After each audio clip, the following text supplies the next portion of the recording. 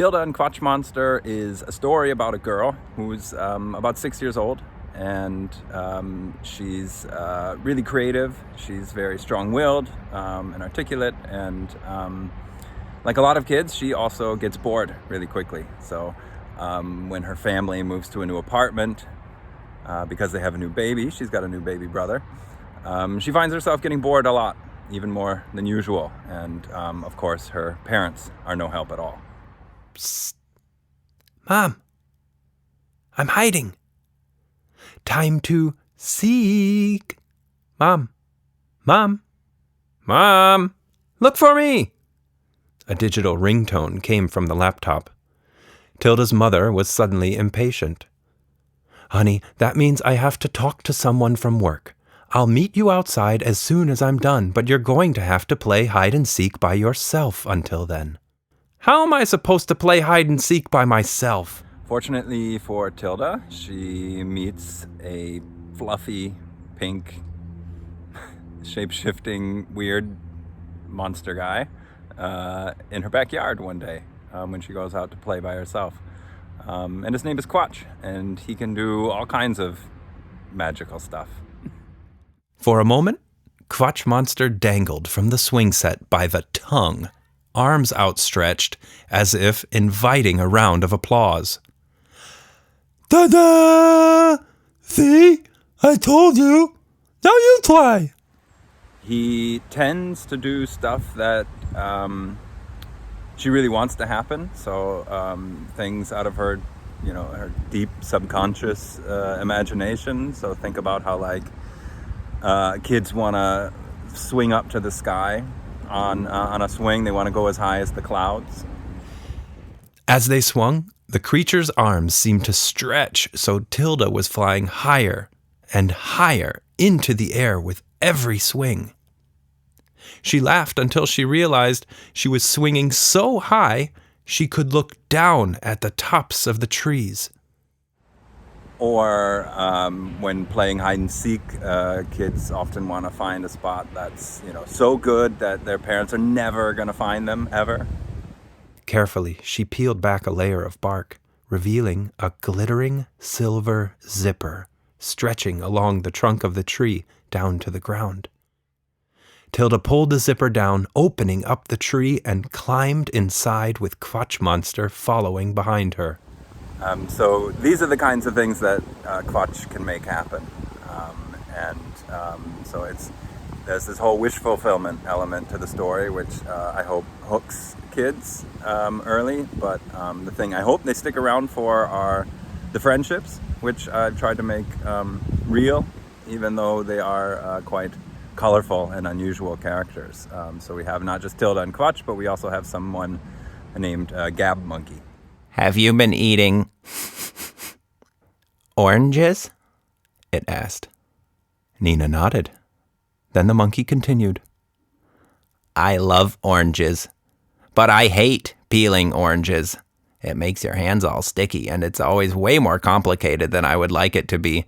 And I also don't like the white stuff on the inside of the orange peel. People say it's okay to eat, but I don't really believe that. I think the only part of the orange I actually like is the smell. You know what I mean? Nina nodded. She knew exactly what the monkey meant. Tilda and Quatsch discover Gab Monkey in the gutters system, the sewers, under Tilda's house when they're off having an adventure down there. And Gab Monkey, it turns out, was another kid's magical friend in the house. And that kid is now an old woman who lives downstairs from Tilda. That's her neighbor, Miss Anita. And Tilda is so moved by this story, or by the loss that Gab Monkey is going through, that she decides to try and reunite them. But in order to do that, she has to get past what's called a voot monster. That's it's kind of the bad guys of the Tilda and Quatsch Monster world. And they're these creepy worm-like cat-faced monsters who provoke the sort of darker feelings in people and feed off them. They're quite spooky. A mischievous smile once again spread across the Voot monster's enormous face as he watched Anita start swiping the phone frantically. "No, no, no!" she cried. And then, towards the end of this first season of the show, these four friends all come together. So Miss Anita and Gab Monkey and Quatsch and Tilda. And they spend a day together, the last day of the summer, doing kind of normal stuff. Tilda learns how to ride a bike, and they go in the park all together and ride bikes and have this sort of magical, mundane, but beautiful day together. That's when Tilda heard her mother calling her home. "Let's stay out a little bit longer," she said to her friends. "I'm not ready for summer to be over." "No," said Quatsch Monster, staring at the rainbow. "It's time for us to go home." Tilda sighed. "Since when did you become the party pooper?" "I don't mean your home. I mean it's time for us to go to my home." So Tilda and Quatsch Monster ride off on his magical bubble flying bike, which can do all kinds of weird stuff. And they fly up to the rainbow, where Tilda gets to do something that she always wanted to do. Tilda closed her eyes and licked the dollop of color. Sweet fireworks of flavor exploded in her mouth. "It tastes red. Like really red. Not strawberry or cherry exactly, but more like... Let me try some more."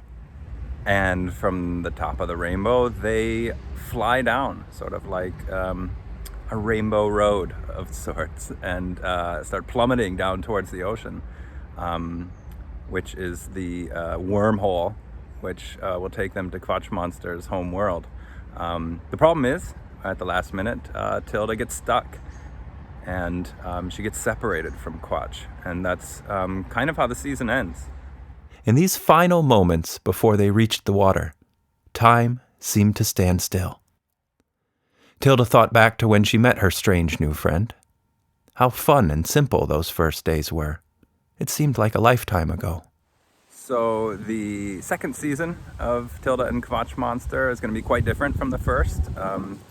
First of all, Tilda's alone and stranded in Quatsch Monster's homeworld, and in the beginning, it's a lot about her trying to find her way in this weird place where she doesn't know the rules of how things are supposed to work, and she keeps meeting these kind of interesting but obnoxious people, or who expect her to know how the world works, and she doesn't. So it's about her navigating that, which again goes back to this whole story of growing up, and that's what the core of this whole show is about. It's about a kid who's growing up, and what better place to do it than in Quatsch Monster's homeland. Then something happened which snapped her back into the present.